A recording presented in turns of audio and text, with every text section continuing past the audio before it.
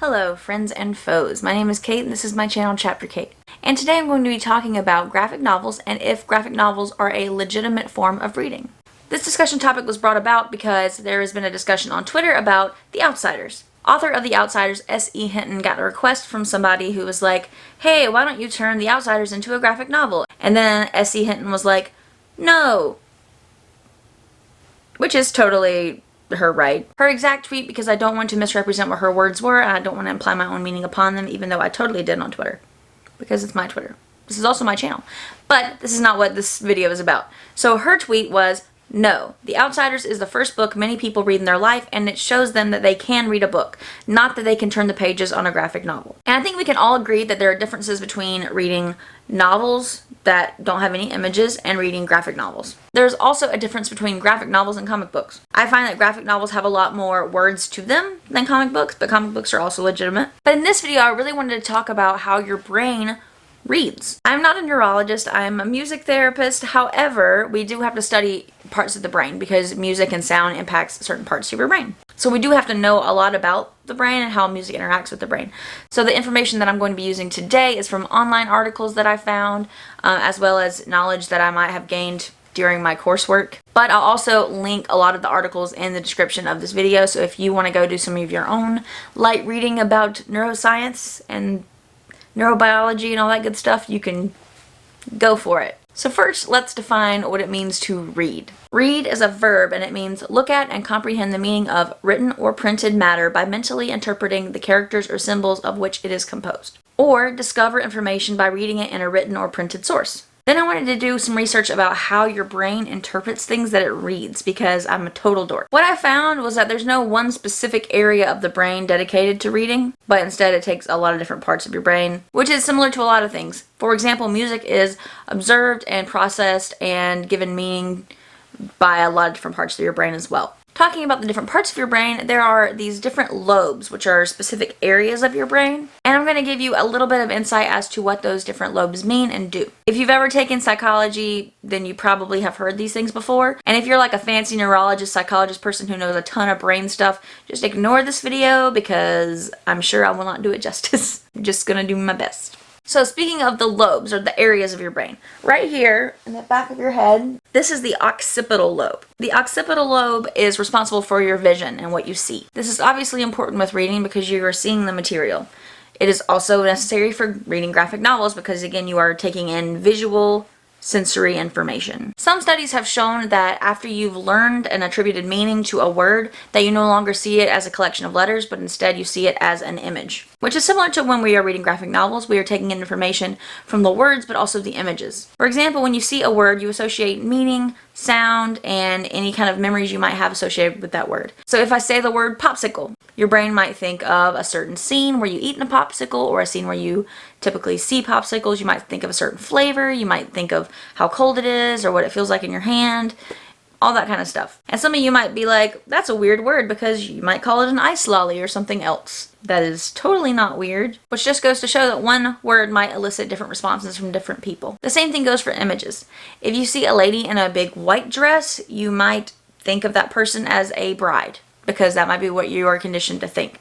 However, if someone else sees a lady in a big red dress, they might think of her as a bride, which adds a cultural context into visual images, meaning the interpretation of those things could also be very personal. So both words and pictures can have very different meanings and interpretations depending on the individual and the context. Now that I've talked about the occipital lobe, I'm going to be talking about the temporal lobe. The temporal lobe is right on the side of your head, right above your ear. If you've ever seen someone with a cochlear implant, you will often see it around this area, because the temporal lobe is meant to help you with hearing. But not only hearing, but attributing meaning to the sounds that you hear, because otherwise you're just hearing a bunch of noise. And just like we learn to associate certain meaning to visual stimuli, you also learn how to associate meaning to auditory stimuli. And because sound is so integral to learning how to read and to write, this part of your brain is not only helpful for interpreting sounds and words that you hear, but also words that you see, because we see those and we associate sounds with them as well. Then we have the parietal lobe, which is up here. That's your parietal lobe. The parietal lobe is your primary sensory area, which means that it helps interpret sensory input from all over. The parietal lobe helps with all kinds of sensory information, but primarily touch. which means heat, cold, balance, things like that. However, it also helps other sensory areas of your brain interpret information. Like there's this tiny little triangular part of the parietal lobe called the angular gyrus, and this part helps attribute meaning to symbols. And it assists in word recognition, so you could see why it would be important with reading. And then I want to talk about the frontal lobe, which is up here. Boing, boing. The frontal lobe is very, very important when it comes to your personality. It's also responsible for your language, your judgment, your problem solving, but also speech production, reading fluency, and simple and complex grammar usage and comprehension. So basically reading takes all 4 of the lobes in your brain. Takes all of the areas. But it still doesn't quite answer the question, is reading graphic novels the same as reading a book? So if you think about graphic novels, you're still going to be using memory to associate things to the pictures and the words in the graphic novels. You're still going to be using the parietal lobe to understand how the symbols that you're seeing, which includes images, how those are attributed to certain meanings. And of course the occipital lobe helps you see those images, and the temporal lobe right here helps you add meaning to the words that you see in a graphic novel. I thought this topic came about at a really interesting time because I'm currently reading Age of Swords by Michael J. Sullivan. It is the second book in the Legends of the First Empire series. This is a fantasy series and I'm really enjoying it so far. There's a character named Bryn in this book, and Bryn is actually creating written language. At the moment, she's doing it through symbols and pictures and images. And so this got me thinking even more about the evolution of language. The reason I mention this is because your brain is actually not made to read. Reading is actually really unnatural for your brain. And that is because we invented it. Reading is an invention that is culturally enforced. In fact, there is a part of the brain that we have decided to name the visual word form area. This area of the brain is really sensitive to translating lines and vertices, and it is the part of your brain that when you're little helps you recognize faces. And then as you get older, you start learning how to use that part of your brain to recognize words. And then as you get even older, different parts of your brain decide to start putting really abstract meanings into those words. And then as you get even older, different parts of your brain help you put abstract meaning onto those words. But going back to the original intention of it, is that the visual word form area recognizes facial expressions. And even though facial expressions can be described as much as they want in books, you wouldn't know what that looked like without images. So when a graphic novel shows a facial expression rather than writes it, your brain still has to go through the entire process of looking at that image, translating what it means, associating it with different things. Have I seen someone make this expression before? What do I know about this expression? And giving it some sort of meaning. And different people have different skills when it comes to processing visual stimuli. Some people might have a much easier time reading about what is going on in the visual circumstances that the story is taking place, and then some people might have a harder time seeing pictures and making up that story. An article I read also discussed how graphic novel reading can be beneficial for young readers and young learners. And part of that showed that reading visual narratives was similar to the comprehension of text-based sentences. Whether you are reading text or images, you have to make inferences and you have to synthesize that information. Both of those actions are complex, abstract, and challenging. Just like words, images can have multiple interpretations, and they bring nuance and are impacted by external factors. So like I mentioned earlier, you can look at an image and the way you perceive it can be impacted by your history, your culture, your surroundings, your experiences, all that good stuff. When I was little, my mom liked to go to the tanning bed, and they had this little bucket of stickers, and you could put a sticker on, and then you could go tan, and you come back and take the sticker off, and so you have like a little shape on you. I don't know. And my mom never did it, but I liked the stickers. And I was like, what are these for? And she told me, and I was like, can I pick out one for you? And so I picked one out, and it was a bunny, and I thought, oh, that's so cute. It's a little rabbit. But it was a Playboy bunny, and I didn't know that. I just knew it was a rabbit.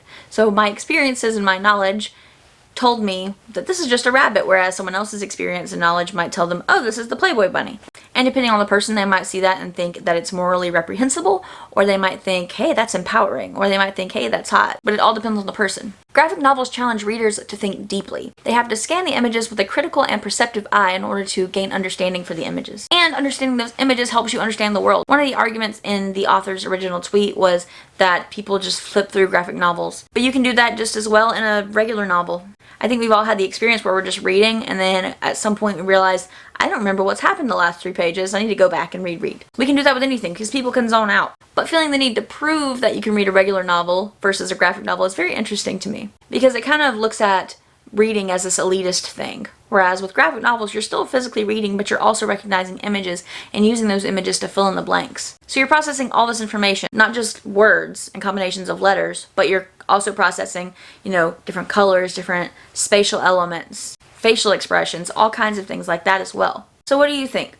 Do you think graphic novels are a legitimate form of reading? I'm pretty sure my stance is obvious, but I really do. And I think discouraging people from reading graphic novels is discouraging them from reading. And also we have to remember that reading is also just a form of entertainment as well. Yes, you might learn things from reading. You might learn about the world. You might learn about specific types of people. You might learn about human behavior. You might be enlightened to certain ideas. Reading can do a lot of things for us, but it's also a form of entertainment. And reading novels versus graphic novels doesn't make you in some way like superior to everybody. Reading doesn't make you intelligent. It can teach you things. You can learn things from reading, but the way you use it is more important. And personally, I've learned a lot from graphic novels as well, especially some of the heavy ones. Look into some Neil Gaiman, some Alan Moore. Those are like my favorite types of graphic novels, honestly. The ones that are got all these different meanings in them and things that you have to process. Do you think reading graphic novels is legitimate reading? And if you think so, give me some recommendations. But that is all for this video. Don't forget to like this video if you enjoyed it, subscribe to my channel if you haven't already, and let out that breath you didn't know you were holding. Bye! Tripping over shadows and I'm drowning in the night. I feel the soldiers coming and I'm putting up a fight. I feel my